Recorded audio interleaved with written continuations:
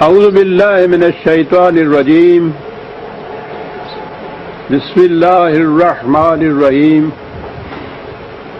عزیزان من، آج جولائی 1982 کی 16 تاریخ ہے اور درس قرآن کریم کا آغاز سورہ الذاریات سے ہوتا ہے۔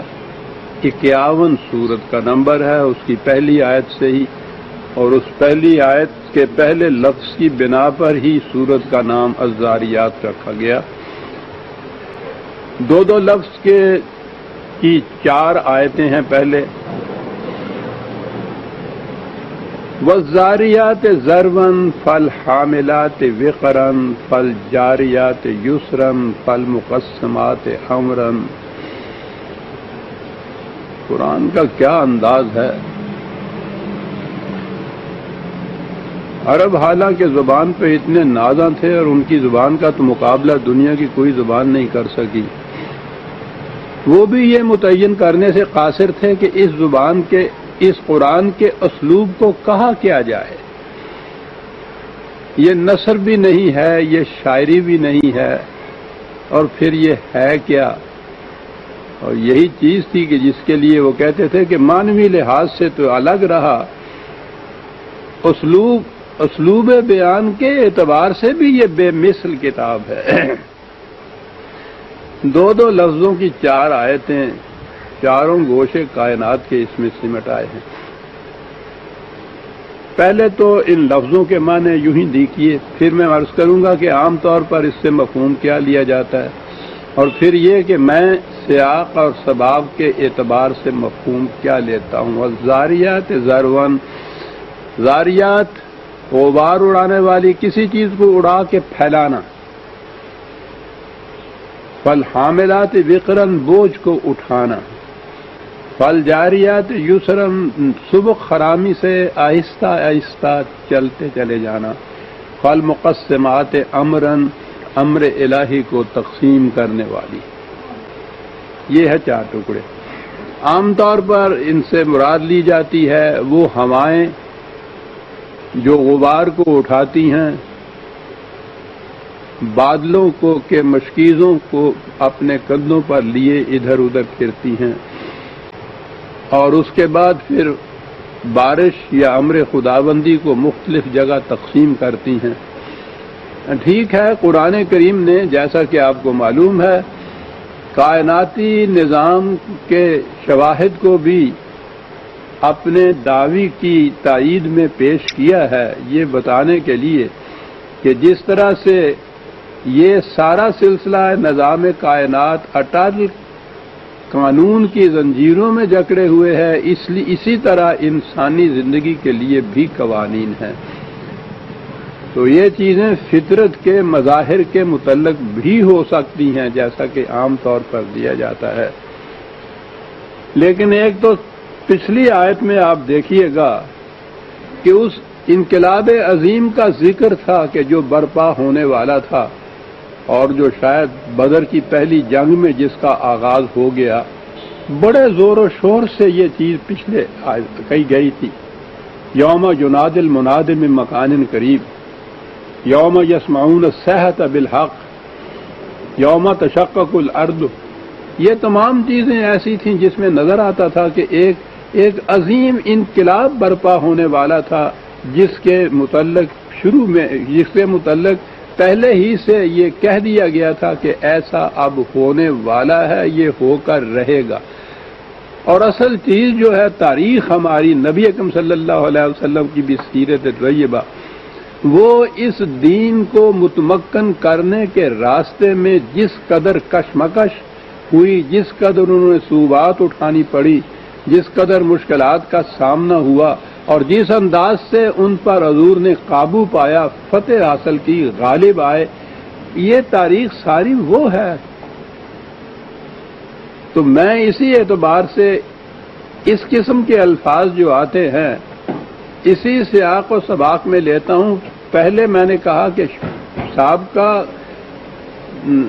سورت کی آخری آیات میں اس انقلاب عظیم کی طرف اشارہ تھا، اور اس میں یہ چاروں چیزیں کہنے کے بعد یہ کہا کہ انما توعدون لصادق، یہ چیزیں اس پر شہادت دیتی ہیں کہ جو کچھ ان سے کہا گیا ہے وہ سچ ہو کر رہے گا۔ تو کہا تو ان سے یہی جا رہا تھا کہ تمہارا غلط نظام تمہاری تباہی کا باعث ہے، اور اس میں اب زیادہ وقت نہیں لگے گا، بہت قریب آ رہا ہے، اب بھی اگر تم سنبھل جاؤ تو اس تباہی سے بچ سکتے ہو، یہ ان سے کہا جا رہا تھا۔ تو سابقہ سورت کی آخری آیات میں ان سے کہا گیا کہ اب تو وہ بالکل ایسے یوں سمجھو جیسے ایک آواز دینے والا بلا کے آواز دیتا ہے کہ دیکھو وہ آ رہا ہے انقلاب، اور یہاں ان چیزوں کو سامنے لا کے کہا کہ یہ شہادت دیتی ہیں اس بات کے کہ یقیناً جو کچھ ان سے کہا جا رہا ہے وہ سچ ہو کر رہے گا، اور وہ کیا ہے؟ وَإِنَّ الدِّينَ لَوَاقِعٌ، وہ انقلاب ہو کر رہے گا، واقعہ ہے وہ جو ہم بیان کر رہے ہیں۔ تو اس جہت سے ان الفاظ کا مفہوم بھی جو عربی زبان کے اعتبار سے جو زبان متحمل ہوتی ہے ان مفہوم کی، میں نے وہ مفہوم لیا ہے کہ جو فٹ ان کرتا ہے سیاق و سباق میں اور اس پوری تاریخ میں جو ہمارے سامنے آتی ہے۔ ساتھ یہ الزاریات ذرون، کسی چیز کو ابھار کے پھیلانا، یہ عجیب بات ہے کہ بعض انگریزی تراجم میں بھی اس کے متعلق براڈ کاسٹ کا لفظ آیا ہے، اور بڑی صحیح بات ہے۔ یہ زاریات فاملات جماعتوں کا نام ہے۔ یہ جماعتیں، یہ جو امت مسلمہ تھی، یہ اس کے گروہ ہیں، اس کی جماعتیں ہیں، ان کے فرائض ہیں، ان کے یہ پروگرام ہیں جو کچھ وہ کرتے تھے۔ پہلی چیز تو اس پیغام کی نشر و اشاعت تھی، اس کو بلند کرنا اور پھیلانا پھر اس کو۔ تو جیسا میں نے عرض کیا ہے، براڈ کاسٹ جنہوں نے اس کا ترجمہ کیا ہے بڑی صحیح بات پہ وہ پہنچے ہیں، بلند کرنا اور پھیلانا دونوں چیزیں آ جاتی ہیں۔ یہ لفظ ذرون کے اندر دونوں باتیں ہوتی ہیں، کسی چیز کو بلند کرنا اور پھر پھیلا دینا اس کو۔ اس پیغام کی نشر و اشاعت کرنے والی جماعتیں، یہ جو واو ہے آپ کو معلوم ہے، اس کے معنی آخر میں آئیں گے کہ یہ سب اس بات پر شہادت، اس بات کی شہادت دیتی ہیں کہ یہ جو کہا جا رہا ہے یہ واقعہ ہو کر رہے گا، یہ ان کے ہاتھوں سے واقعہ ہونا ہے۔ یہ جماعتیں جن کے یہ فرائض بتائے گئے ہیں، جن کے یہ پروگرام بتائے گئے ہیں، تو پروگرام کا پہلا حصہ تو یہ ہے، یہ کوئی دھاندلی کا چنگیز خانی اور ہلاکو خانی انقلاب نہیں ہے کہ کسی کو معلوم بھی نہ ہو اور شبہ شب آ کر حملہ کر دیا جائے اور تحقیق کر دیا جائے۔ یہ تو ایک قلب و نگاہ کے انقلاب کا ایک پروگرام تھا۔ پہلی چیز اس میں قرآن کے قوانین اور تعلیم کا عام کرنا ہے، اس کی نشر و اشاعت کرنی ہے، اس کو بلند کرنا ہے، اس کو بکھیرنا ہے، اس کو پھیلانا ہے، نشر و اشاعت۔ تو یہ جماعتیں جو اس پیغام خداوندی کی نشر و اشاعت میں مصروف ہیں، والحاملات وقرا، اور جو ذمہ داری کا بہت بڑا بوجھ اپنے کندھوں پہ اٹھائے ہوئے ہیں، بڑی بڑی ذمہ داری ہے۔ ابھی میں عرض کروں گا یہ ذمہ داری فالجاریات یسرن، اور وہ جو آگے بڑھ رہی ہیں لیکن طوفان کی طرح نہیں، سیلاب کی طرح نہیں، فساد کی طرح نہیں، جھکڑ کی طرح نہیں، نسیم سحر گاہی کی طرح آہستہ آہستہ نرم روی سے آگے بڑھ رہی ہیں۔ کیا انقلاب ہے! جس انقلاب نے قلب اور دماغ میں تبدیلی پیدا کرنی ہو وہ جھکڑ نہیں ہوا کرتا، وہ تو بڑا انکانشس، غیر شعوری طور پر تاثرات دینے والا ایک پروگرام ہوتا ہے کہ وہ خود بخود چپکتا چلا جائے۔ اس کے اندر نرم خرامی بڑی ضروری چیز ہے، اشتعال اس میں ہوتا ہی نہیں، فینیٹسزم اسلام کی بات ہی نہیں ہے۔ یہ کوئی ایسی چیز نہیں ہے کہ جس کو آپ اس طرح سے جھکڑ کی طرح چلا کے اور پھیلا دے، یہ انقلاب نہیں ہوتا، یہ فساد ہوتا ہے۔ انقلاب تو قلب سے ہے، یہ تو قلبی تبدیلی سب سے پہلے ہوتی ہے. تو اس لیے فالجاریات یسرا کیا دو لفظ ہیں، جامد نہیں ہیں، ساکن نہیں ہیں کہ رک کر کھڑے ہو جائیں کسی مقام پر. کھڑے ہو جانا تو موت ہے، مگر کوتاہی ذوق عمل ہے، خود گرفتاری. جہاں بازو سمٹتے ہیں وہیں سے یاد ہوتا ہے. اسلام تو ایک تاریخ کا نام ہے، حرکت کا نام ہے، جمود تو اس میں ہو نہیں سکتا. فالجاریات اور یہ چلنا اور اس کے ساتھ ایک لفظ یسرن، نسیم صبح گاہی کی طرح آہستہ آہستہ اونچوں کا پھولوں کا منہ چومتی ہوئی آگے بڑھتی چلی جا رہی ہے. اس انداز سے یہ پروگرام آپ دیکھیے کیا دیا گیا ہے. پھیلانا ہے انہوں نے، ہاں جی، اس نشر و اشاعت کرنا ہے، بڑی ذمہ داری ہے جس کا بوجھ سر پہ لیے ہوئے ہیں، لیکن اس میں فساد نہیں برپا کرنا، جھکڑ نہیں چلانے، طوفان نہیں برپا کرنا. نہایت آہستہ روی سے دل اور دماغ کے اندر تبدیلیاں پیدا کرتے ہوئے فالمقسمات امرن، امر خداوندی کو تقسیم کرتی چلی جاتی ہیں، پھیلاتی چلی جاتی ہیں. یہ ہیں جماعتیں جن کے ذمے یہ پروگرام دیا گیا ہے. ان جماعتوں کی ایکٹیویٹیز، ان کی نقل و حرکت، ان کے پروگرام یہ اس بات کی شہادت دیتے ہیں کہ انما توعدون لصادق، جو کچھ تم سے کہا جا رہا ہے کہ یہ ہو کر رہے گا وہ سچ پر مبنی ہے، اور اس کی شہادت ان جماعتوں کی موجودگی، ان کے پروگرام، ان کا نظم و نسق دے رہا ہے کہ یہ ہو کر رہے گا. آپ نے غور فرمایا کس طرح سے پچھلی آیت کی پچھلی سورت کی آخری آیات اور آنے والی سورت، سیاق اور سباق اسی کو کہتے ہیں کہ ان کے اندر رکھ کے آپ دیکھیں گے قرآن کریم ایک مربوط کتاب ہے. اس میں ربط ہے، اس میں آیتوں میں بھی ربط ہے، ان میں سورتوں میں بھی ربط ہے. تو یہ ایک پروگرام ہے جو دیا گیا کہ یہ اس پہ شاہد ہے یہ چیز کہ وَإِنَّ الدِّينَ لَوَاقِعٌ. الدین کے معنی مکافات عمل ہوتا ہے، انقلاب عظیم ہوتا ہے، یہ واقعہ ہو کر رہے گا. اور چونکہ یہ واقعہ ہوتا ہے غلط نظام زندگی پر چلنے والی قوموں کے اپنے اعمال کا نتیجہ ہوتا ہے، اس لیے یہ مکافات عمل الدین اس لیے مکافات عمل بھی ہے، اور مکافات عمل کی روح سے جو نتائج مرتب ہوتے ہیں اس کے لیے بھی یہی لفظ ہے. اس نظام کے لیے بھی یہی لفظ ہے جو خدا کے قوانین کے مطابق قائم ہوتا ہے. اس نظام کے نتائج جو ہیں وہ بھی الدین ہیں، وہ جو انقلاب برپا کرتا ہے وہ بھی الدین ہے، مکافات عمل بھی الدین ہے. بڑا جامع لفظ ہے عربی زبان کا یہ کہ یہ واقعہ ہو کر رہے گا. یہاں تو یہی ہے کہ وہ انقلاب جس کے متعلق تم سے بار بار کہا جا رہا ہے وہ واقعہ ہو کر رہے گا.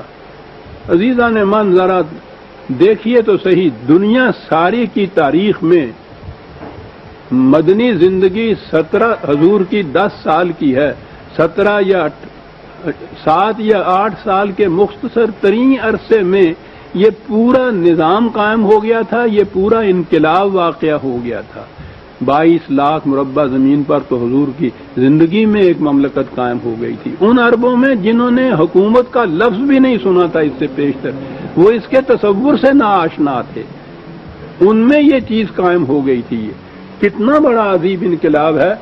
اور وہ 7 سال کے اندر گنائے گئے ہیں یہ جن کو وہ چھاپا مارنا اور بڑے بڑے جنگ غزوات جن کو کہتے ہیں، ان کو ملا کے 80-82 کے قریب یہ بنتے ہیں، اور دونوں طرف سے 1000 کے قریب جانیں گئی ہیں. اور یہ انقلاب آ گیا، کتنا بڑا انقلاب. اور دائیں بائیں ایران جیسی سلطنت، بازنطینی روما جیسی سلطنت، وہ اتنی عظیم سلطنتیں دائیں بائیں ان کی مخالفت کے لیے کھڑی ہیں. انہوں نے سرحدوں کے اوپر ایسے ایسے امراء مقرر کر دیے تھے کہ جو ہر وقت ان کے لیے خطرے کا موجب بن رہے تھے. یہودی اور یہ منافق بدوؤں کے وہ ملک کے اندر موجود تھے، خاص طور پہ یہ یہودی، ان کا شروع سے ہی قاعدہ یہ رہا ہے، بدترین دشمن اسلام کے، یہ اندر موجود ہیں مدینے کے، اندرونی حالات ایسے ہیں، بیرونی خطرات ایسے ہیں، تصور وہ ہے کہ جو عربوں کے ذہن میں بھی نہیں کہ ایک منظم حکومت کسے کہتے ہیں، جانتے ہی نہیں تھے یہ، اور پورے جزیرۃ العرب کے اوپر اتنے عرصے میں اور اتنی لڑائیاں بھی ساتھ لڑی جا رہی ہیں۔ تو آپ دیکھیے کہ یہ انقلاب، اس کی مثال دنیا کی تاریخ پیش نہیں کر سکتی۔ مغرب کے مورخین بھی اگرچہ بڑا تعصب سے کام لیتے ہیں، لیکن مجبور ہو جاتے ہیں یہاں آ کے یہ اعتراف کرنے پر کہ اتنا پیسفل انقلاب اور اتنا عظیم انقلاب دنیا کی تاریخ میں نہیں ملتا۔ ان الدین لواقع، کیسے ہوا صاحب؟ اب آئی اگلی بات، وہ فطرت کا قانون یا فطرت کے شواہد میں ایک بات عظیم چیز ہے عزیزان من، والسماء ذات الحبک وَإِنَّكُمْ لَفِي قَوْلٍ مختلف۔ عام ترجموں سے بات نہیں سمجھ میں آئے گی، میں نے عرض کیا، بار بار یہ عرض کرتا ہوں، ایک تو اس عربی زبان کی جامعیت اور وسعت جو ہے اس کو سامنے رکھیے، یعنی ذہن باور ہی نہیں کر رہا، اور ہم تو ایک طرف جو مستشرقین جنہوں نے اس علم اللسان پہ اتنی تحقیق کی ہے وہ بھی انگشت بدندہ رہ جاتے ہیں جب عربی زبان کی وسعت پر غور کرتے ہیں کہ کیا زبان سے دنیا کی کوئی زبان اس کا مقابلہ نہیں کر سکتی، کنٹمپریری اس زمانے کی زبانوں میں بھی جب انہوں نے مقابلہ کر کے دیکھا ہے۔ پھر اس کے اندر الفاظ نہیں ہیں، کانسیپٹس ہیں، تصورات ہیں، یہ والسماء ذات الحبک۔ اب یہ حبک کیا ترجمہ اس کا کوئی کیا جائے گا؟ میں پھر عرض کروں عزیزان من، پتہ نہیں زندگی کب تک ساتھ دیتی ہے۔ قرآن کریم کو سمجھنا ہے تو قرآن کریم کے یہ جو الفاظ ہیں جن کو مفردات کہتے ہیں، ان کے بنیادی معانی کو سمجھیے۔ میں خود اپنی زبان سے نہیں کہا کرتا کہ کچھ اچھا نہیں لگتا یہ کہ صاحب میں اپنی کتاب کے متعلق کچھ کہہ رہا ہوں، لیکن جب وہ واقعہ ہے اور میں سمجھتا ہوں بخل ہوگا اگر میں اس کو چھپاؤں۔ بنیادی معانی آپ کو مشکل ہے ہر ایک کے لیے کہ وہ اتنا وقت صرف کرے، میں نے تو 50 سال صرف کیے اس کے اوپر، کہ وہ اس طرح سے صرف کر کے خود متعین کرے۔ کر سکتا ہے کوئی تو کرے، بسم اللہ، بڑی بات ہے، لیکن میں نے ان کے لیے یہ آسانی کر دی ہے پیدا۔ لغات القرآن اگر میری آپ لیں گے تو ان الفاظ کے بنیادی معانی اور وہ وسعتیں جن میں یہ عرب استعمال ان کو کرتے تھے وہ سامنے آئیں گے، اور پھر قرآن میں جہاں یہ لفظ آئے ہیں وہاں بتایا جائے گا کہ دیکھیے یہاں کیا معنی ہے اس کے۔ یہ ذات الحبک، سما آسمانی کرے، ان کے متعلق کہا یہ آپ کی لیٹسٹ تحقیق جو ہے علم الافلاک کی وہ یہی ہے کہ یہ ساری کائنات اور جتنے بھی ستارے اور سیارے اور یہ کرے نظر آتے ہیں یہ شروع میں ایک نیبولا کے فارم میں کٹھے تھے، سارے ایک ہی ماس تھا، یہ الگ الگ نہیں تھے۔ پھر اس میں جیسے چھینٹے اڑتے ہیں، میں تفصیل میں نہیں جا سکتا، بات تو بڑی، جیمز جین کی کتابیں آپ دیکھ لیجئے، چھینٹے اڑتے ہیں اس طرح سے اڑے، اور یہ بڑے بڑے کرے جو آپ کو یہ سورج اور چاند اور ستارے اور کہکشاں نظر آتے ہیں یہ اس نیبولا سے اڑ کے الگ الگ ہوئے، اور ان میں سے ہر ایک کرہ اپنے اپنے فلک یا مدار کے اندر محو گردش ہے۔ کلن فی فلک یسبحون، ہر ٹکڑا جو الگ ہوا ہے وہ اپنے مدار میں محو گردش ہے۔ حبک کے اندر دونوں چیزیں تھیں، میں نے ابھی عرض کیا، پہلے کسی چیز کا ایک ہونا، اکٹھا ہونا، مجتمع ہونا، پھر اس میں سے ٹکڑوں کا اڑنا، اڑنے کے بعد ہر ٹکڑے کا ایک خاص منزل کی طرف رواں دواں رہنا، یہ سارے مفہوم ایک لفظ حبک کے اندر تھے ان کے ہاں۔ سوچئے تو صحیح 1300 سال پہلے کون یہ زبان بنا سکتا؟ اس زبان میں اتنی وسعت ہے کہ ایک لفظ میں یہ بات کہے جو 1400 سال بعد کی تحقیق اس کی ایک ایک لفظ کی تائید کر رہی ہے کہ یہ واقعی سما ذات الحبق ہے۔ اتنا ہی نہیں ہے، قرآن تو اپنی تشریح آپ کرتا ہے نا، جیسے آپ کو معلوم ہے تصریف آیات سے۔ 2 لفظوں میں عرض کروں، 21/30 21/30 اولم یر الذین کفروا ان السماوات والارض کانتا رتقا ففتقناہما۔ ان لوگوں نے جو قوانین خداوندی سے انکار کر رہے ہیں، کہا کبھی انہوں نے اس چیز پہ غور کیا، دیکھا اس بات کو کیا چیز ہے جس پہ غور کرا رہے ہیں؟ 1400 سال پہلے کہا جا رہا ہے کہ ارض اور سما، یعنی یہ پستیوں کے کرے اور یہ بلندیوں کے کرے، یعنی پوری کائنات کے جتنے بھی یہ کرے ہیں، کیا ان کی کیفیت تھی؟ کانت کا رتقن، وہ سب کے سب اکٹھے یکجا تھے۔ اس لفظ کے یہ معنی ہیں۔ پھر کیا کیا ہم؟ فَفَتَقْنَاهُمَا، پھر اس کے بعد ہم نے ان کو بکھیر دیا الگ الگ۔ وَالسَّمَاءِ ذَاتِ الْحُبُقِ کانتا رتقا ففتقناہما۔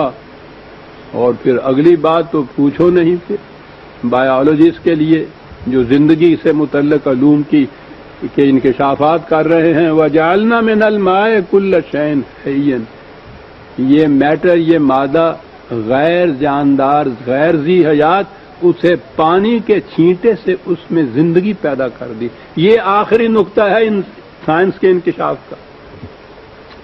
وہ تو بہرحال بات آ گئی۔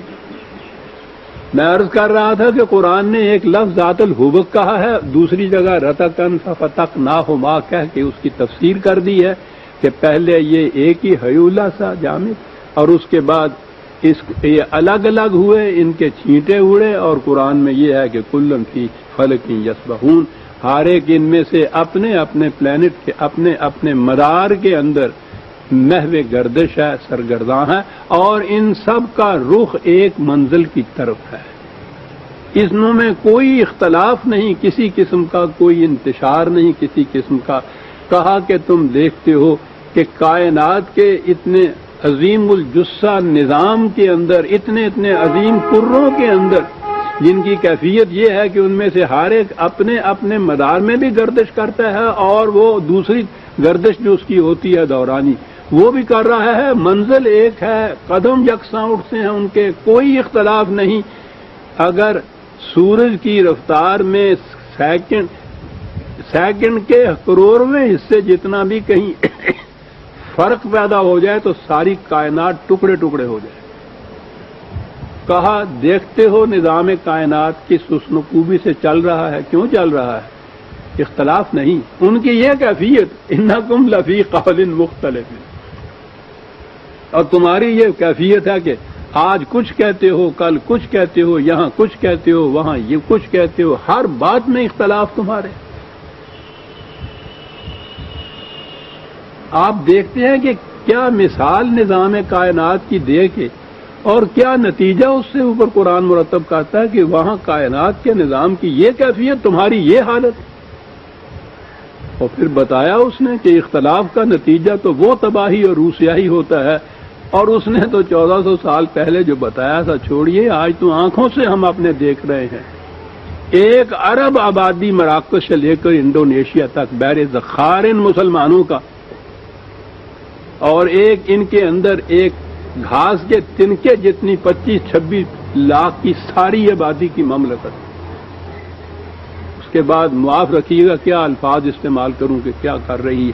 اور ان کے ہاں یہ اب تک بھی غیر المغضوب علیہم کی تفسیر ممبر سے بیان ہو رہی ہے، یہ یہودی مراد ہے، مغضوب علیہ قوم ہے، وہ قوم جس پر خدا کا غضب نازل ہوا ہے، یعنی ہماری ذلت اور رسوائیاں، قتل و غارت گری، بربادی اور تباہی بھی آ رہی ہے اس قوم کے ہاتھوں جس کے متعلق ہم اعلان کرتے ہیں کہ خدا کا غضب اس کے اوپر نازل ہے۔ مغضوب علیہ قوم کے ہاتھوں ہماری یہ ذلت خواری ہو رہی ہے عزیزان بھائی۔ کیوں ہو رہی ہے؟ انکم لفی قول مختلف، اس لیے ہو رہی ہے، اختلاف ہے تم میں باہمی۔ انکم لفی قول مختلف. اب یہ بات کے ساتھ وہی پرانی بات کہ ٹھیک ہے جی، یہ تو خدا کے اختیار میں جو باتیں ہیں یہ تو وہی کرتا ہے، کسی کے بس میں کوئی بات ٹھیک ہے. تو کہا کیوں اس قسم کی کٹ حجتی کرتے ہو، یہ بات نہیں ہے. عجیب چیزیں ہیں عزیزان ایمان. آپ کو معلوم ہے قرآن کریم نے بار بار یہ کہا ہے کہ انسان کو صاحب اختیار بنا دیا گیا. راستے انا ہدینہ النجدین، دونوں راستے اس کو دکھا دیے، روشنی دے دی باہر، اور اس سے کہہ دیا کہ اب تم جون سا راستہ جی چاہے چن. اور اسی بنا پہ غلط راستہ اگر چنتا ہے تو پھر اس کے جتنے عواقب ہوتے ہیں اس کی ذمہ داری بھی اسی پہ عائد ہوتی ہے کہ اس نے خود راستہ اپنے لیے یہ چنا تھا. خدا کی طرف سے کوئی جبر انسان پہ نہیں ہے. یوفک عنہ من افکا، کہا یہ چیز کہ وہ حق اور صداقت کا راستہ چھوڑ کے غلط راستہ جو اختیار کر لیتا ہے، جو خود یہ راستہ اختیار کرتا ہے اسی کے لیے ہمارا قانون یہ نتائج مرتب کرتا ہے، جو خود یہ راستہ اختیار کرتا ہے. میں نے عرض کیا کہ یہاں تو انیشیٹو جسے کہتے ہیں، ابتدا جسے کہتے ہیں، پہلا قدم اٹھانا جو ہے وہ انسان کے ہاتھ میں ہے.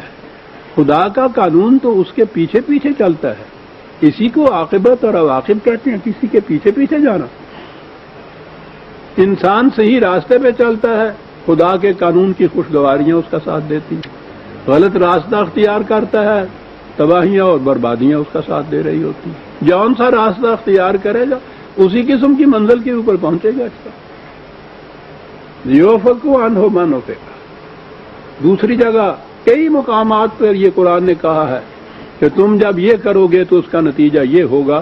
دوسری جگہ ہے فلما ازاغوا ازاغ اللہ قلوبہم، یہ ریفرنس بھی لکھ لیجئے 61/5 کہ یہ لوگ، یہ قوم کہ ان بنی اسرائیل کے ہی متعلق تھا وہاں یہ کہ جب خود یہ انہوں نے اپنے لیے غلط راہ اختیار کی تو پھر غلط راہوں کے اختیار کرنے کے نتائج تو ان کو بھگتنے پڑے.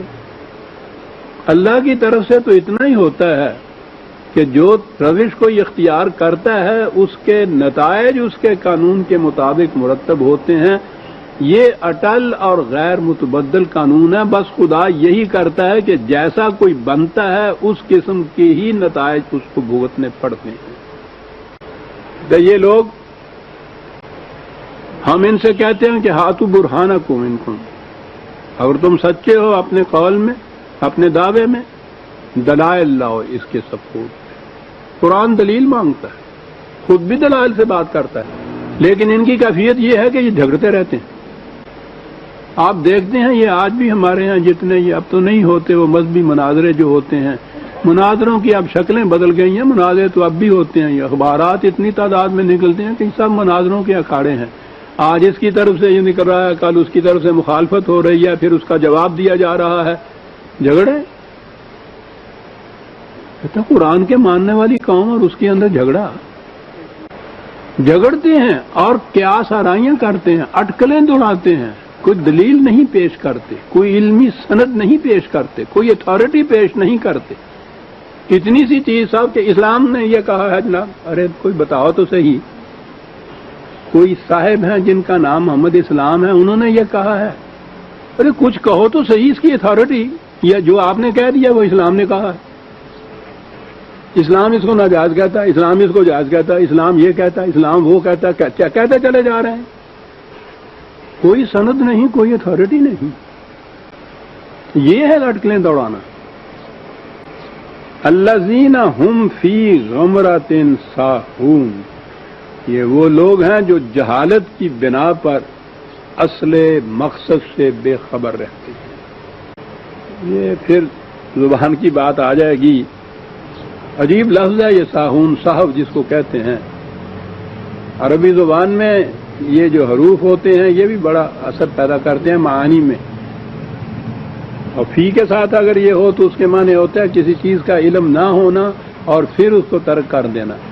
اور اگر ان اس کے ساتھ آتا ہے تو اس کے معنی ہوتے ہیں کہ علم ہوتے ہوئے اس کے مقصد کو چھوڑ دینا. اس لیے قرآن نے جو ہم عن صلاتہم ساہون کہا ہے نا، جب سورت 107 میں معون میں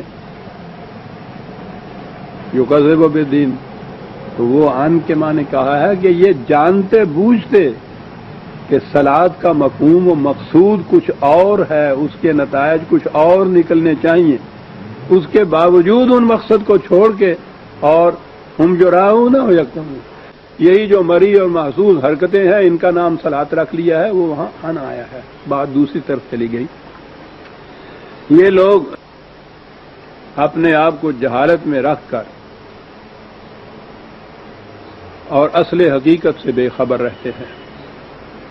بات ان سے کی جاتی ہے کہ تمہارا جس راستے پہ تم چل رہے ہو اس کا نتیجہ تباہی ہے، کنواں ہے آگے، اس میں گر جاؤ گے، تباہی آئے گی. بجائے اس کے پہ کھڑے ہو کے اس پہ غور کر لیں، تم سے اس کے متعلق پوچھ لیں کہ کیا کیا بات غلط ہے جو ہم کر رہے ہیں، کیوں غلط ہے وہ، کیوں نتیجہ نکلے گا. نہیں، یہ بات نہیں. یسألون ایان یوم الدین، کہتے یہ ہیں کہ بار بار تم کہتے جاتے ہو کہ ایک دن تم نے تباہ ہو جانا ہے، وہ انقلاب آنا. پوچھتے کہتے یہ ہیں کہ صاحب وہ کس دن ہوگا، یعنی وہ یہ باقی تفاصیل اس کے متعلق کچھ نہیں. یہ بتاؤ کہ کس دن ہوگا وہ جس دن تم کہہ رہے ہو. آیا تو ہے نہیں ابھی تک وہ انقلاب، کب واقعہ ہوگا.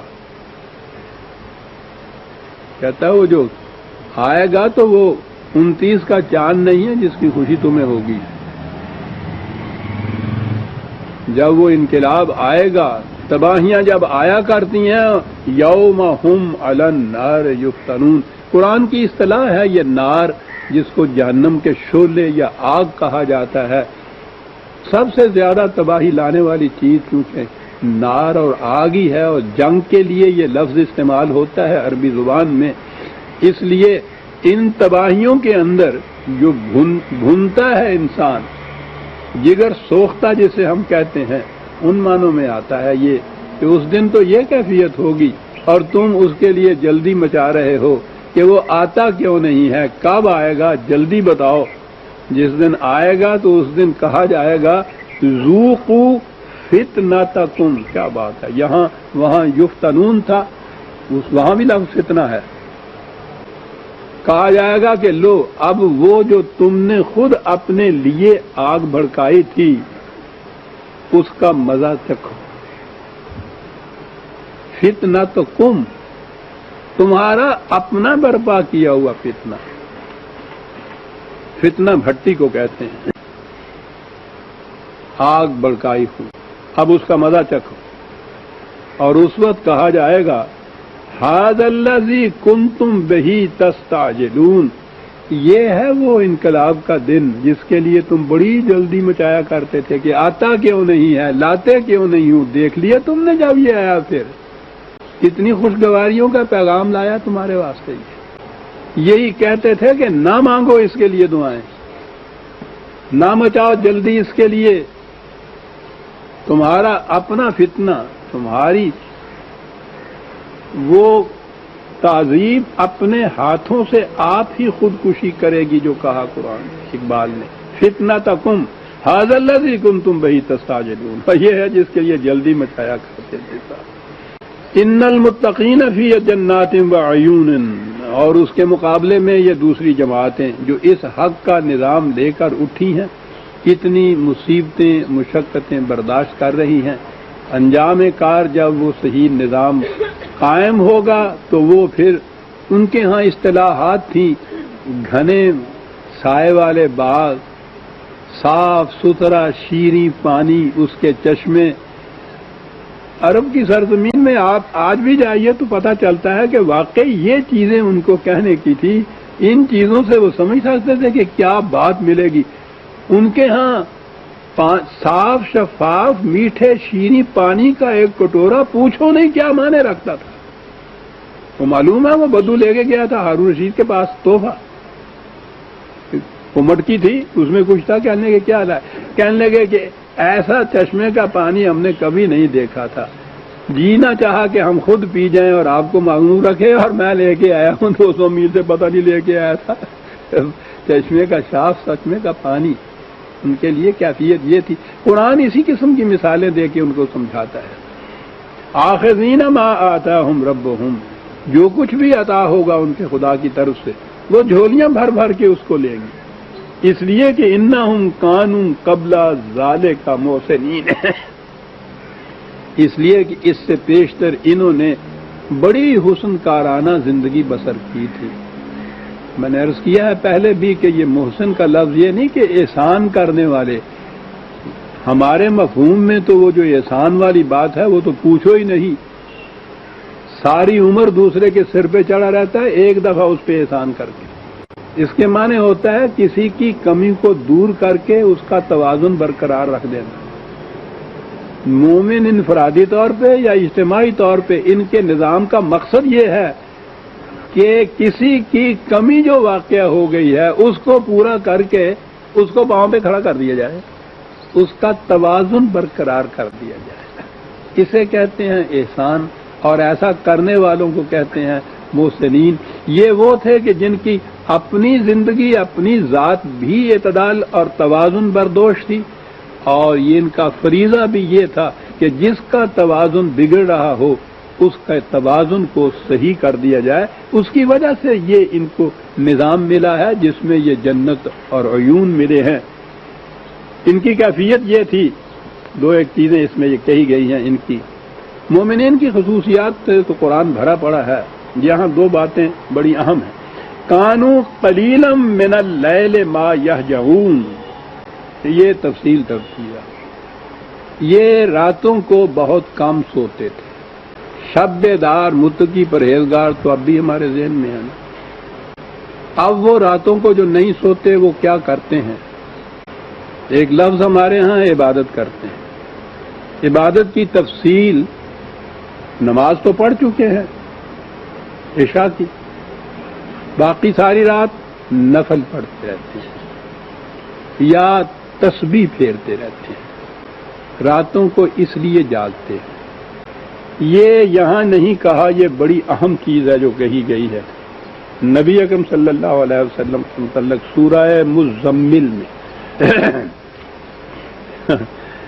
جس کا اہم ترجمہ آپ کو کملی والے کر کے بتایا جاتا ہے، یہ بات ہی کچھ اور ہے صاحب۔ اس کے معنی ہوتے ہیں ایک بڑے لمبے چوڑے سفر کے لیے نہایت ہم آہنگ افراد کی جماعت تیار کرنے والا، یہ معنی ہے مزمل کے۔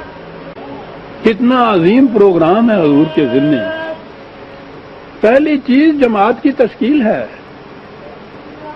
اور یہی جماعت ہے جس کے متعلق قرآن نے کہا ہے کہ اے رسول تیرے لیے خدا اور یہ جماعت مومنین یہ مل کے کافی ہیں، اکیلا خدا بھی نہیں۔ اور یہ جماعت یوں ہی زمین سے اگ نہیں آئی تھی، تیار کی گئی تھی۔ پہلا کام ہی یہ تھا تزمیل کا، اس قسم کی جماعت تیار کرنے کا۔ حضور سے کہا جا رہا ہے قم اللیل الا قلیلا، راتوں کو جاگ تو صحیح لیکن تھوڑا حصہ جاگو، نصفہ او انقص منہ قلیلا، آدھی سے بھی کم رات جاگو، اس لیے کہ انا سنلقی علیک قولا ثقیلا، بہت بھاری پروگرام ہے جو تیرے ذمہ عائد کیا جا رہا ہے، بہت بڑا پروگرام ہے۔ انا لک فی النہار سبحا طویلا، دن میں تیرے لیے سرگردانی اور کشمکش کا بہت بڑا پروگرام لمبا چوڑا ہے، سارا دن اس میں لگ جاتا ہے۔ یہ اکیلے ہی حضور نہیں ہے، یہ ہے جی 73 اوور 73/1 سے 7 آیات کا، اور اسی کی 20 آیات میں بھی ہے وَطَائِفَةٌ مِّنَ الَّذِينَ مَعَكَ، اکیلے ہی نہیں، ساتھ تمہاری جماعت کے لوگ بھی ہیں، وہ بھی اسی طرح سے جاگتے ہیں۔ ان کے متعلق بھی کہا کہ ان میں کمزور بھی ہیں، کچھ بیمار بھی ہیں، کاروبار کرنے والے لوگ بھی ہیں، تو یہ اتنا زیادہ بوجھ اپنے اوپر نہ لادو تم۔ حضور سے کہا، جماعت مومنین سے کہا کہ تم نے تو دن میں کتنا لمبا چوڑا پروگرام ہوتا ہے تمہارے سامنے، 1 منٹ کی فرصت نہیں ملتی اس کے اندر. ٹھیک ہے رات کو بھی ضرورت ہے اس کی، لیکن اس شدت شوق میں جسم کے تقاضوں کو نہ بھول جاؤ، صحت کا خیال رکھو. بڑا پروگرام لمبا چوڑا تمہارے ذمہ ہے. یہ نہیں ہے کہ رات کو جاگ کے نفل پڑھو اور دن بھر سوتے رہو. ان لکا فی النہار سبحا طویلا، بہت بڑا لمبا پروگرام ہے تمہارے لیے. یہ کیا تھی چیزیں عزیزان من جس کے لیے جاگتے تھے؟ آج تو بہت آسان ہے. جہاں بھی آپ کسی سیرت کی کتاب میں پڑھیے یا ان واعظوں کے ہاں سے یہ واعظ سنیے، وہ یہی ہے کہ حضور رات کو نوافل پڑھتے تھے اور کھڑے رہتے تھے اتنا اتنا عرصہ کہ حضور کے پاؤں مبارک سوج جاتے تھے. وہ ان کے ذہن میں یہی ہے رات کو جاگنا کہ اس میں نفل پڑھتے رہتے تھے. اب بھی ہمارے ہاں عبادت گزار جس کو کہتے ہیں، ذرا تجزیہ کر کے دیکھیے کہ وہ عبادت ہوتی کیا ہے. عبادت گزار جس کو وہ کہتے ہیں، یہ نفل پڑھنا یا تسبیح پڑھنا، یہی چیز ہوتی ہے. حضور کے متعلق بھی یہی چیز انہوں نے ذہن میں قائم کی. ٹھیک ہے، مذہب میں اس سے زیادہ کوئی تصور آ ہی نہیں سکتا. اس میں تو صاف بات ایک ثواب حاصل کرنے کا ہے جو ذہن میں قائم کر لیا ہے. عبادت کے معنی پرستش ہے، پرستش کی یہ چیزیں ہیں. یہ تو متعین اوقات کی نماز ہو گئی، وہ تو تھوڑے سے وقت کے لیے، باقی وقت کے لیے کیا کیا جائے گا؟ پھر اسی قسم کی وہ نماز اس کا نوافل نام رکھ لیا جائے گا، وہ پڑھ لی جائیں گی. کچھ تسبیح ہے، تسبیح پھیر لی جائے گی. اور کچھ ذہن میں آ ہی نہیں سکتا کہ کیا کیا جائے گا. خدا کی عبادت کرتا ہے اور کیا تصور ہوگا؟ کسی کے متعلق پوچھ لیجئے کہ وہ کیا کرتے تھے. وہ یہی چیز بتایا جاتا تھا کہ ایک رات میں 1000 نفل پڑھا کرتے تھے. اتنا بھی نہیں سوچتے کہ ذرا وقت متعین کر کے تو دیکھ لیں کہ رات میں 1000 نفل پڑھے بھی جا سکتے ہیں. لیکن تصور یہی ہے. لیکن دین جب سامنے آئے گا عزیزان من تو یہ سارے تصورات بدل جائیں گے. سوچئے کہ ایک ذات گرامی جس کے ذمے دین کا تمکن ہے، عرب کی سرزمین، مکے سے نکلے ہوئے پناہ گزینوں کی حیثیت سے مدینے میں آ کے بیٹھے ہوئے دوسروں کے ہاں، وہاں قبائل دا قبائل بھی منافق، یہود وغیرہ منافق. قریش کی کیفیت یہ کہ 7 سال میں ایک دن بھی چین سے نہیں بیٹھنے دیا حضور کو. بے سر و سامان پناہ گزین جسے آج کی اصطلاح میں کہتے ہیں، وہاں بیٹھے ہوئے. اور پروگرام یا ذمہ داری کیا ہے؟ خدا کے نظام کو متمکن کرنا. تمکن دین ہے نا، الذین مکناہم فی الارض، یہ ہے نا دین کا تمکن. اب دین کا تمکن مذہب کا نہیں ہے. قرآن تو کہتا ہے کہ استخلاف فی الارض، زمین میں مملکت قائم کرنا. زمین پر یہ مملکت قائم کرنا تاکہ اس مملکت میں دین کا تمکن ہو جائے. صرف مملکت ہی حاصل نہیں کرنا، اس میں نظام قائم کرنا دین کا. یہ پروگرام حضور کے ذمے ہے. اتنی بے سر و سامانی ہے، اتنا تھوڑا سا وقت ہے، اتنا لمبا چوڑا پروگرام ہے. میں نے جیسا ابھی عرض کیا، اندرونی خطرات ایک طرف ہیں، بیرونی خطرات. 2 بڑی بڑی سلطنتیں تو جن کا مقابلہ اس زمانے میں دنیا کی کوئی مملکت نہیں کر سکتی تھی. The most super powers in the world, ایرانی اور بازنطینی ہے، رومن، وہ ہیں دونوں مخالف. ان میں حضور بیٹھے ہوئے ہیں. 7 سال کے عرصے میں اتنی جنگیں بھی لڑی جا رہی ہیں، نئی مملکت قائم کی جا رہی ہے. اس کا انتظام بھی ایسا ہے کہ کہیں کوئی ایجیٹیشن نہیں ہوئی، کوئی فساد برپا نہیں ہوا. نہایت امن اور سلامتی. امن اور سلامتی کی کیفیت جو حضور نے مثال بیان فرمائی، اس سے بہتر مثال نہیں مل سکتی کہ تم کہتے ہو کہ اس مملکت میں کیا ہوگا، بے خوفی کا کیا ہوگا. وہ یہ ہوگا کہ ایک عورت یمن سے تنہا اس صحرا میں سے گزرتی ہوئی شام تک پہنچ جائے گی، زیورات میں لدی ہوئی، کبھی اس کو کسی قسم کے خطرے کا خوف نہیں ہوگا۔ پروگرام آپ دیکھ رہے ہیں کیا ہے یہ؟ معاف رکھیے گا، میں نوافل یا ان چیزوں کی تنقید نہیں کرتا، لیکن میں کہتا یہ ہوں کہ جس کے سامنے یہ پروگرام ہو اس کو تو دن بھر اس میں مصروف رہنا ہوگا، راتوں کو بیٹھ کے اگلے دن کے لیے پھر اس کو پروگرام کی تفصیلیں طے کرنی ہوں گی، فرصت ہی اس وقت مل سکتی تھی۔ یہ جو ہے تمہارے ساتھی بھی جاگ رہے ہیں، وہ ساتھی بھی نفل پڑھنے کے لیے نہیں جاگ رہے تھے، مشاورت تھی ہر معاملے میں، جتنے معاملات سامنے آئے تھے، جتنے آنے والے تھے، ان کے لیے فرصت کا وقت ہی یہ تھا کہ یہ بیٹھ کے وہاں طے کریں کہ اب کیا کرنا ہے ہمیں، اس کے لیے جاگتے تھے۔ عبادت کے معنی تھا، لفظ اس عبادت کے معنی ہیں قوانین کی تابع داری، محکومیت خدا کی، اس کے لیے وہ بیٹھتے تھے۔ کہا ٹھیک ہے یہ ضروری ہے تمہارے لیے، دن کا پروگرام بڑا لمبا چوڑا اور بھاری ہے، اس کے لیے طے کرنے ہیں تم نے یہ مسائل، لیکن اتنا سوچ لو کہ بہت لمبا سفر ہے، بڑے راستے پر مشقت ہیں، اپنی تندرستیوں کا بھی خیال رکھو، طبی ضروریات کا بھی خیال رکھو۔ پھر بات دوسری طرف چلی جائے گی، یہ جو آپ کے ہاں رمضان شریف میں اعتکاف میں بیٹھ جاتے ہیں، پہلے تو رمضان میں ہی بہرحال عام طور پر کام کرنے کے لیے سخت کم ہو جاتی ہے، مشقت طلب چیز ہے، اس میں سے پھر ایک گروہ ہے جو بالکل دنیا کو ترک کر کے ایک گوشے میں بیٹھ جاتا ہے مسجد میں۔ یہ اتنا وقت جو ہے، اتنا قیمتی وقت زندگی کا، کیا کیا جاتا ہے اس میں؟ اگر یہ اس لفظ اعتکاف کے ہی معنی سمجھ لیتے، عاکف کے معنی سمجھ لیتے عربی زبان کی روح سے، تو معلوم ہو جاتا کہ یہ الگ بیٹھنا جو ہے یہ کاہے کے لیے تھا۔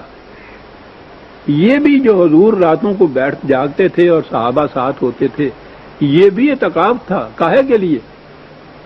اعتکاف کے معنی ہوتا ہے الجھے ہوئے معاملات کو سنوارنا، بکھرے ہوئے بالوں میں کنگھی کرنا، منتشر موتیوں کو ایک لڑی میں پرو دینا، یہ ہے اعتکاف کے معنی۔ تو الجھے ہوئے معاملات کو سنوارنے کے لیے دن میں تو عملی پروگرام تھا، پتہ نہیں کیا کچھ کرنا پڑتا تھا، تو راتوں کو بیٹھ کے سوچنا پڑتا تھا، سلجھانا پڑتا تھا الجھے ہوئے معاملات کو۔ وار بیسس کے اوپر جو قومیں کام کرتی ہیں جنگ کے زمانے میں، دیکھو ان کے ہاں دن اور رات کیا پروگرام ان کے ہاں ہوتا ہے۔ یہ پوری کی پوری زندگی وار بیسس کے اوپر چلی جا رہی تھی۔ مومن کی تو ساری زندگی وار بیسس کے اوپر ہوتی، ساری دنیا کے خلاف اعلان جنگ۔ تو وہ اپنے اتنے قیمتی وقت کو جو اس پروگرام کی تکمیل کے میں صرف ہونا چاہیے، آپ سمجھتے ہیں کہ یہ چیز جو ہے کہ وہ صرف نفل پڑھ کے یا مسجد کے ایک گوشے میں بیٹھ کر اس کا نام رکھ لیتے ہوں گے کہ یہ خدا کا پروگرام ہے؟ انہوں نے تو بہت بڑا پروگرام، دین یہ تھا، بڑی آسانی سے سازش ہوئی، یوں ذرا سا سوئچ یوں کیا انہوں نے اور دین کو مذہب میں بدل دیا۔ اب ہر بات کا نتیجہ ثواب حاصل کرنا ہو گیا، جس کے متعلق کوئی نہیں بتا سکتا کہ وہ کیا ہوتا ہے۔ یہ سارا کچھ عبادت کے معنی پرستش ہو گیا، پرستش کی شکل جو ہے وہ نماز کے بعد نوافل ہو گئی، تسبیح پھیرنی ہو گئی۔ جتنا کوئی زیادہ اس میں وقت دیتا جائے، دنیا کے معاملات کو ترک کرتا چلا جائے، دنیا کے معاملات سے مذہب کو واسطہ ہی نہیں ہوتا، وہ تو سیکولرزم یا مٹیریلزم ہو جاتی ہے جو کہے کہ دنیاوی معاملات بھی ہوتے ہیں۔ اس تصور کے ماتحت جب قرآن میں یہ آتا ہے نا کہ وہ راتوں کو بہت تھوڑا سوتے تھے، تو مذہب کے تصور کے ماتحت پھر یہ ہوتا ہے کہ ہاں صاحب ہزار ہزار نفل پڑھتے ہوں گے وہ۔ دین کے تصور کے ماتحت تو پھر سمجھ میں بات آتی کہ دن بھر کے پروگرام کے لیے رات کو بیٹھ کے چاک آؤٹ کرتے تھے، پروگرام مشورے کرتے تھے، معاملات کو طے کرتے تھے، جتنی الجھنیں ہوتی تھیں ان کو صاف کرتے تھے۔ یہ تھا رات کا پروگرام۔ یہ سب کچھ کرنے کے بعد وَبِالْأَسْحَارِ هُمْ يَسْتَغْفِرُونَ، اب مذہب کے دنیا کے اندر آ جائیے۔ رات کو تو وہ جاگتے تھے، نفل پڑھتے تھے، اور صبح کے وقت استغفار کی تسبیح کرتے تھے، استغفر اللہ ربی من کل ذنب واتوب الیہ، یعنی رات ساری یہ کچھ کرتے تھے۔ بالاسحارہم یستغفرون، راتوں کو باہمی مشاورت سے طے کرتے تھے کہ کل پروگرام کیا ہے، کیسے کرنا ہے۔ اسحار سحر کے معنی ہوتا ہے کسی کام کا آغاز یا ابتدا۔ اس پروگرام کی ابتدا کے لیے یستغفرون کے معنی ہوتا ہے حفاظت کے سامان جو ہیں ان کے لیے طے کرنا کیا کیا چاہیے۔ پروگرام کی ابتدا کرنے سے پیشتر وہ سوچتے تھے کہ ہاں بھائی یہ کچھ تو ہم نے کرنا ہے خود، لیکن یہ بھی دیکھ لو کہ جو خطرات آنے ہیں ان سے حفاظت کے لیے کیا کرنا ہے۔ صبح اٹھ کے ابتدائے پروگرام سے پہلے وہ سامان حفاظت کی طرف توجہ دیتے تھے۔ یہ جو پھر استغفر اللہ کی تسمیہ پھیرنے کے اندر آ گیا، مذہب یہ سکھانے لگ گیا، بالاسحارہم یستغفرون۔ اور پھر اتنی سی بات ہی نہیں ہے کہ وہ تارک دنیا تھے، وفی اموالہم حق للسائل والمحروم، کمائی کرتے تھے، محنت کرتے تھے، کماتے تھے، کما کے بینکوں میں روپیہ جمع نہیں کرتے تھے کہ 2.5% دے دیں گے تو معاملہ صاف ہو جائے گا۔ ان کے مال میں ہر اس شخص کے لیے جس کی ضروریات میں کمی رہ جائے یا معذور ہو جائے جو خود کچھ کمانے سے، ان کے مال میں ان کا حق ہوتا تھا، خیرات نہیں۔ خیرات تو ذلیل کر دیتی ہے انسان کو، دینے والے کے دل میں تکبر پیدا کر دیتی ہے، لینے والا جو ہے اس کے دل کے اندر تذلیل کا جذبہ پیدا کر دیتی ہے۔ حق معلوم ایز آف رائٹ وہ ان سے لے سکتے تھے، یہ کیفیت تھی۔ یہ تھے وہ جو جنت کے باغات میں گئے تھے۔ عزیزان من، آگے بھی اور خصوصیات آئی ہوئی ہیں، لیکن چونکہ وقت ہو گیا ہے اس لیے میں یہیں تک رہتا ہوں۔ آیت 19 تک ہم آ گئے سورہ الذاریات کی، اور اعلان ہے بڑا اہم۔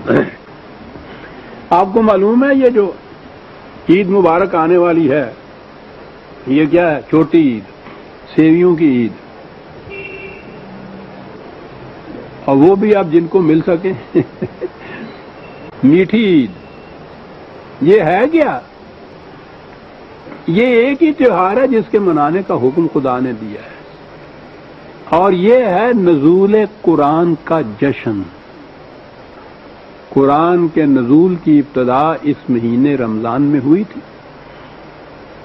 تو یہ اس کے لیے تیاریوں کا مہینہ تھا، اور اس کے آخر میں جشن نزول قرآن، یہ ہے عید جسے آپ کہتے ہیں۔ عید کے تو معنی ہی ہے بار بار آنے والی چیز جو ہر سال آ جاتی ہے، عید کا لفظ ہی نہیں اس کے لیے، یہ جشن ہے۔ ایک ہی تہوار ہے جس کا حکم خدا نے دیا ہے کہ مناؤ، اس کو بڑی خوشیوں سے مناؤ، قرآن جیسی چیز تمہیں مل گئی ہے، کیا انتظار کرتے ہو جشن منانے کے لیے کسی اور بات کا؟ اس سے بڑا جشن کیا اور ہو سکتا ہے سر؟ یہ تھی عزیزان من دین میں عید۔ بہرحال ہم بھی تو اسی معاشرے کے افراد ہیں، ہم کم از کم اس تقریب پر میں ایک خصوصی درس پیش کیا کرتا چلا آ رہا ہوں، جس میں قرآن کریم کی عظمت، قرآن کریم کی عزیز، اس کے متعلق ویسے تو ہر درس ہی ہمارا قرآن کا ہوتا ہے، اس میں خصوصیت سے ہوتا تھا۔ اس دفعہ وہ 23 کو اگلا جمعہ آ رہا ہے، اور درس ہم جمعے کو ہی دے سکتے ہیں، اور وہ عید سے ساتھ ہی ہے۔ وہ غالباً عید تو اس دن نہیں، لیکن بہرحال ٹرو تو ہے ہی نا، عید کی چھٹیاں ساتھ ہوتی ہیں، تو اس لیے وہ درس جو ہے وہ تو نہیں ہوگا۔ 23 کا درس جو ہے اس میں ہم بھی ناغا کریں گے، یا کہہ لیجیے چھٹی کریں گے، تو اس کے بعد کا درس تو 30 جولائی کو ہی ہو سکتا ہے نا، تو کوئی بات نہیں، اس میں بات تو اس جشن کی، اس تقریب کی یاد میں قرآن کے متعلق کچھ کہنا ہے۔ تو 30 جولائی کا جو درس ہوگا اسی 8 بجے، وہ خصوصی درس میرا ہوگا۔ اس کے لیے یہ کارڈ چھپوا دیے گئے ہیں۔ آج کل اہمیت اختیار کر گیا ہے ایک مسئلہ کہ اسلام میں یا دین میں سائنس کی کیا اہمیت ہے۔ میں نے عنوان ہی اس دفعہ رکھا ہے قرآن اور سائنس، جس کے نہ ہونے سے آج آپ کے ہاں 90 کروڑ آبادی جو ہے اس طرح سے پس رہی ہے کہ سائنٹیفک نالج اینڈ ٹیکنالوجی آپ کے پاس نہیں ہے۔ تو میں نے موضوع یہ رکھا ہے قرآن اور سائنس۔ 30 جولائی جمعہ المبارک کے دن یہی صبح 8 بجے اسی مقام پر اب یہ کارڈ چھپوا دیے ہیں احباب نے، یہ اپنے ساتھ آج لے جائیے، کیونکہ 23 کو تو آپ تشریف نہیں لائیں گے۔ یہ کارڈ جو ہے وہ 30 کے قریب بانٹیے گا اپنے دوستوں میں، کیونکہ بہت قبل از وقت بانٹنے سے یاد نہیں رہتی، تو 30 کے قریب اپنے حلقے میں جو اس سے دلچسپی رکھتے ہوں یہ کارڈ بانٹ دیجیے گا اور بتا دیجیے گا کہ یہ ہے اہم موضوع جس پر یہ خصوصی درس ہوگا 30 جولائی 1982 صبح 8 بجے اسی مقام پر جشن نزول قرآن۔ اور چونکہ اس کے بعد اگلی عید کے قریب ہم جمع نہیں ہوں گے، میری طرف سے آپ تمام احباب اور آپ کے اہل و عیال کو عید مبارک کی خوشی ہو۔ شکریہ صاحب۔